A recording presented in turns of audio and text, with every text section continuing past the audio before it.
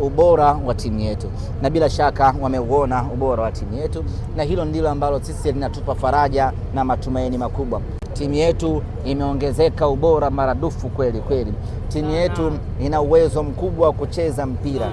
Leo hii tumemtawala mpinzani wetu kwa zaidi ya 98%. Tulikuwa bora kwenye kila eneo. Kwa hiyo hilo peke yake linatufanya sisi wanasimba tuondoke hapa katika uwanja wa Amani tukiwa mashujaa wa nafsi zetu, tukijivunia ubora wa timu yetu, lakini ikitupa taswira ya kwamba mbele yetu ni bora kweli kweli. Leo tulikuja na kampeni ya kupata ushindi ili kupunguza gap la pointi baina sisi na mpinzani wetu.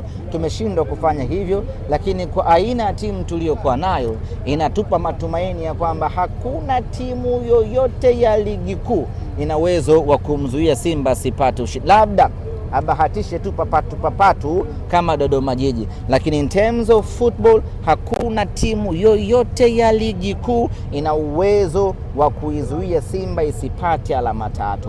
Gap la pointi bado ni kubwa, lakini kwa idadi ya michezo iliyobaki na ubora wa timu yetu hivi sasa tunaweza kutembea tukijinasibi ya kwamba hilo gap litayeyuka mithili ya theluji inavyoyeyuka juu ya mlima Kilimanjaro. Lakini wapinzani wetu hii leo wanapaswa kumshukuru Mungu kweli kweli na kumshukuru aliyekataa goli letu. Halikuwa halali bwana. Mimi sijaona marudio vizuri, lakini waliotazama kupitia Azam TV wanakiri ya kwamba ni goli halali.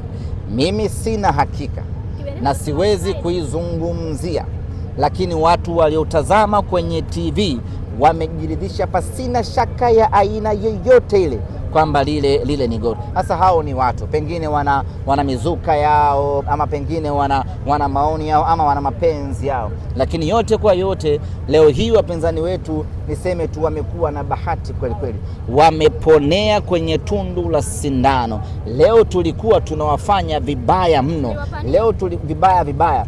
Leo tulikuwa tunawadhalilisha hapa katika uwanja wa Amani. Leo tulikuwa tunamgeuza vibaya. Leo tulikuwa tunamchakaza na hatokaa sahau katika maisha yake. Ameipata hii sare, lakini aende akamshukuru Mwenyezi Mungu, maana haikuwa sare ya kawaida. Leo hii mnyama tulikuwa kwenye ubora wetu wa hali ya juu sana, na kwa mara ya kwanza mchezaji bora wa mechi amepewa tuzo kwa sababu ya kupoteza muda. Zaidi ya dakika 10 zimepotea pamoja na kuokoa kwake, lakini football inapaswa kuchezwa, mpira unatakiwa kucheza. Hasa kinara wa kupoteza muda anakwenda kupewa na tuzo. Maana yake mechi inayokuja kuna mwingine naye atapoteza muda akiamini kwamba ukipoteza muda unapewa na tuzo. Mpira unatakiwa kuchezwa. Aliyepewa tuzo ya man of the match amepewa kwa sababu amepoteza muda mwingi. Dakika ya 3 amelala, na kila akifanyiwa shambulizi analala, lakini mwisho wa siku amekuja kutunukiwa tuzo.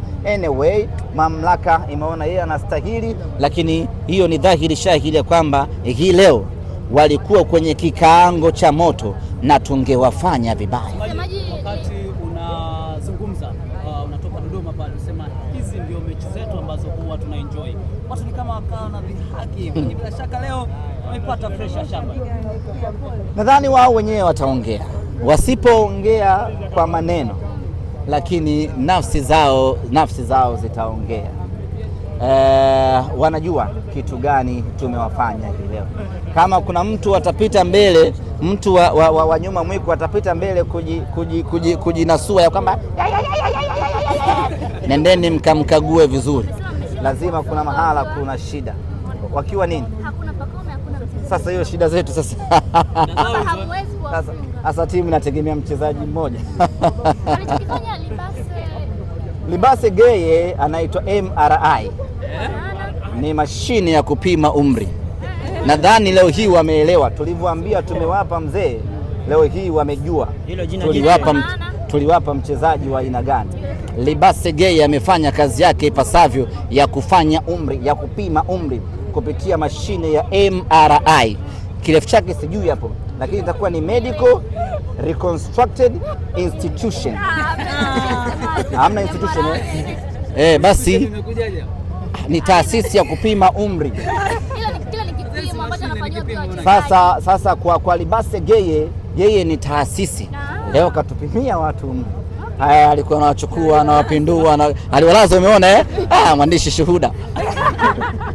Amewafanya vibaya. Haki Mungu leo hawa wamshukuru Mungu, lakini tulikuwa tunawafanya vibaya sana. Taasisi huwa mara nyingi inakamilika kila idara. Kusema kweli, ndugu zangu waandishi wa habari, tulikuja hapa kwa ajili ya kumdhalilisha mpinzani wetu, na ni basi tu tuseme wamepona.